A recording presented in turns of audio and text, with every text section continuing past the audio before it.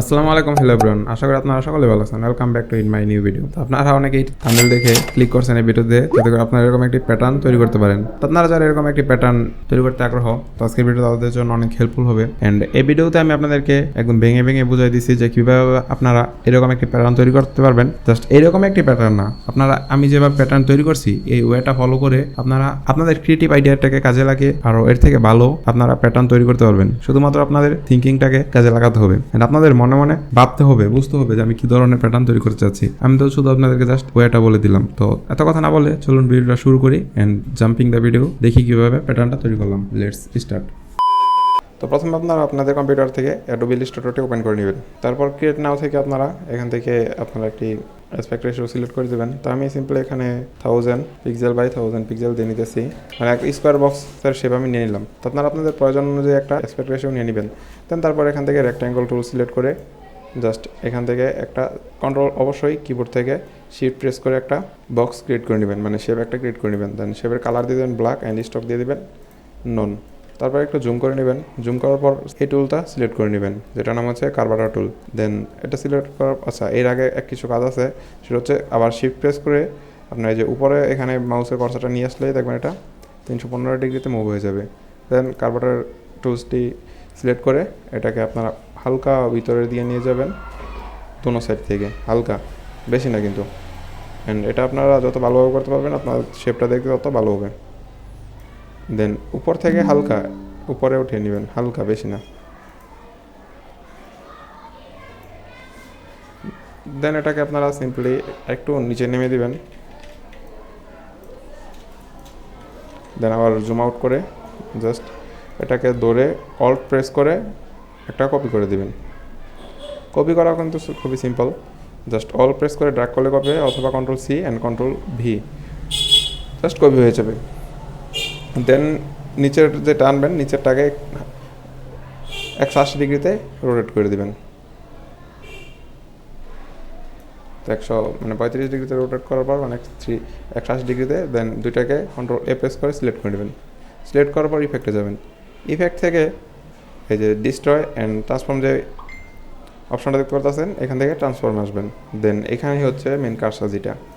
দেন এখানে আপনারা এই জায়গাটাতে 18 করে দিবেন, আর এই যে কপিসে দিবেন 9।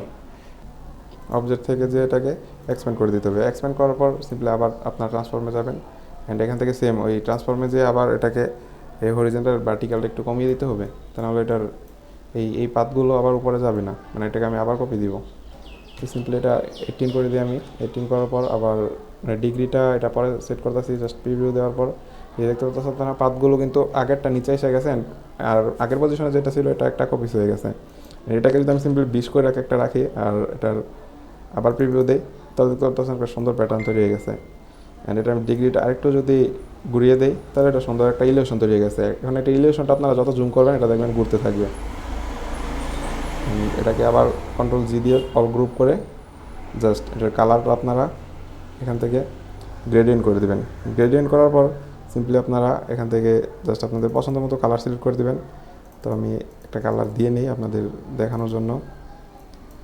প্রথমে দিলাম ইয়েলো অ্যান্ড লাস্টেরটা দিয়ে নিই একটু ইয়েলোর মধ্যে একটু ডার্ক। তো এই কালারটাকে আবার কম্বাইন করার জন্য আপনারা সিম্পলি এখান থেকে গ্রেডিয়েন্ট টুলটা সিলেক্ট করে জাস্ট যদি একটু ড্র্যাগ করেন, তারপর আপনারা সিম্পলি এখান থেকে ফাইলে ক্লিক করবেন। ফাইলে ক্লিক করার পর এক্সপোর্ট থেকে আপনারা 3টা ফরম্যাটেই এক্সপোর্ট করতে পারেন। এই 3টা ফরম্যাটের কোনটার কী কাজ সেটা আমি আমার বেসিক কোর্সের মধ্যে বলে দিব। অ্যান্ড আপনারা জাস্ট এখন এত বুঝে রাখেন যে সেভ অ্যান্ড ওয়েবে দিব। আর যদি প্রিন্ট আউট দিতে চান তাহলে উপরেরটা সিলেক্ট করে প্রিন্ট আউট দিয়ে দেবেন। অ্যান্ড এখান থেকে আপনারা চাইলে জিপিজি দিতে পারেন, পিএনজি দিতে পারেন, আপনাদের চয়েস। তো আমি এটাকে সিম্পলি জিপিজি রাখলাম। অ্যান্ড জিপিজি রাখার পর আমি এটাকে করে দিলাম ভেরি হাই বা ম্যাক্সিমাম। অ্যান্ড এটার কোয়ালিটি 100% রেখে দিলাম, মানে ড্রপের দরকার নাই, কোয়ালিটি জাস্ট।